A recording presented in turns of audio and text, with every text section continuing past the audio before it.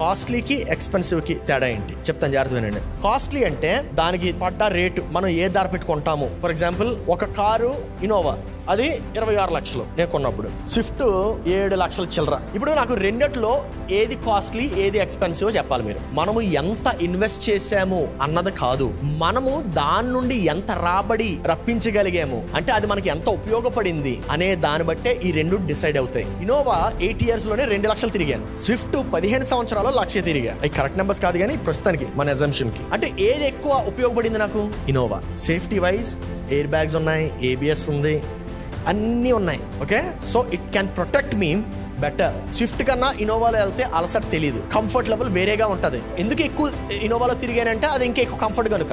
Maintenance, Toyota very good vehicles. So ఇప్పుడు నాకు ఏది తక్కువ పడినట్టు యాక్చువల్గా? Innova. So even though Innova is costly, it is not expensive. When you spend you're actually investing. చాలాసార్లు మనం స్పెండ్ చేస్తున్నప్పుడు ఇన్వెస్ట్ చేయట్లేదు. చాలాసార్లు మనం తక్కువ ధర కొంటాం, ఎందుకు? అమ్మో అంతెందుకు పెట్టడం అని. కానీ మనం దాని లైఫ్ స్పాన్ ఆలోచించాలి, అది మనకి ఎలా ఉపయోగపడుతుందో ఆలోచించాలి, దాన్ని బట్టి దాన్ని కొనాలి.